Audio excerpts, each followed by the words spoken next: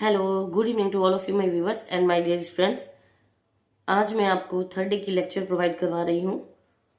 Political theory नामक जो class 11 की बुक है, बिहार बोर्ड में जो चलती है हमारे यहाँ। तो आइए हमारे साथ में बुक को ओपन कर लीजिए और स्टडी करें। राजनीतिक सिद्धांत में हम क्या पढ़ते हैं?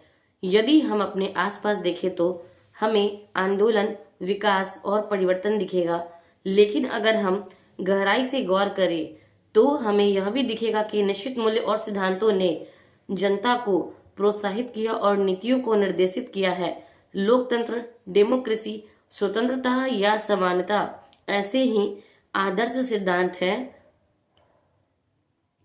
विभिन्न देश ऐसे मूल्यों को अपने संविधान में प्रतिस्थापित कर उनकी हिफाजत करने का प्रयास करते हैं, जैसा कि अमेरिका और भारतीय संविधानों में किया गया है।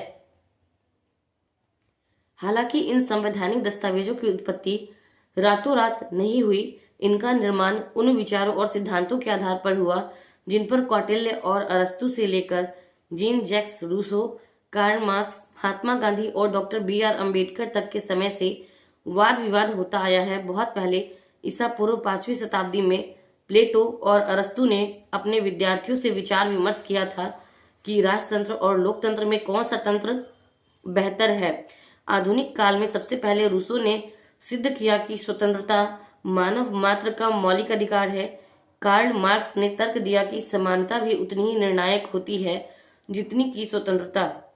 अपने देश में गांधी जी ने अपनी पुस्तक हिंद स्वराज में वास्तविक स्वतंत्रता या स्वराज के अर्थ की विवेचना की।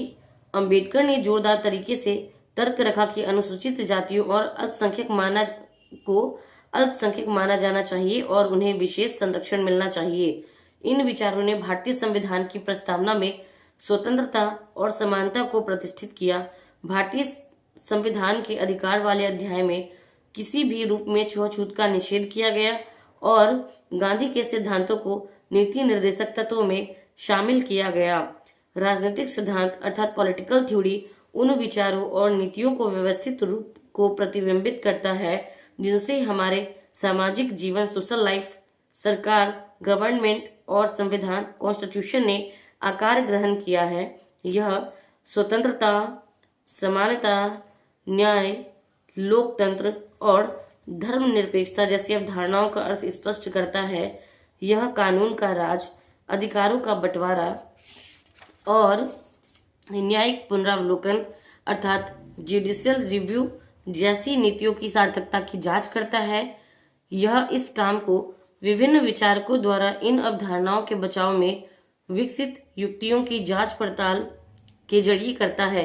हालांकि रूसो, मार्क्स या गांधी जी राजनेता नहीं बन पाए, लेकिन उनके विचारों ने हर जगह पीढ़ी दर पीढ़ी राजनेताओं को प्रभावित किया।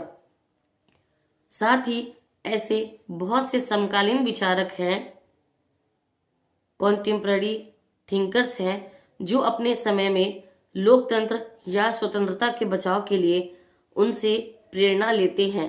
विभिन्न तर्कों की जांच पड़ताल के अलावा राजनीतिक सिद्धांतकार हमारे ताजा राजनीतिक अनुभवों की छानबीन भी करते हैं और भावी रुझानों तथा संभावनाओं को चिन्हित करते हैं। लेकिन क्या यह सब अब हमारे लिए प्रासंगिक है? क्या अब हम स्वतंत्रता और लोकतंत्र प्राप्त नहीं कर चुके हैं? भारत सचमुच स्वायत्त और स्वतंत्र है। हालांकि स्वतंत्रता और समानता से संबंधित प्रश्नों का उठना बंद नहीं हुआ है। ऐसा इसलिए कि स्वतंत्रता, समानता तथा लोकतंत्र से संबंधित मुद्दे सामाजिक जीवन के अनेक मामलों में उठते हैं और विभिन्न क्षेत्रों में अलग अलग रफ्तार से उनकी बढ़ोतरी हो रही है। उदाहरण के लिए राजनीतिक क्षेत्र में समानता, इक्वलिटी, समान अधिकारों के रूप में बनी है, लेकिन यह आर्थिक और सामाजिक क्षेत्रों में उसी तरह नहीं है। लोगों के पास समान राजनीतिक अधिकार हो सकते हैं, लेकिन हो सकता है कि समाज में उनके साथ जाति या गरीबी के कारण अभी भी भेदभाव होता हो।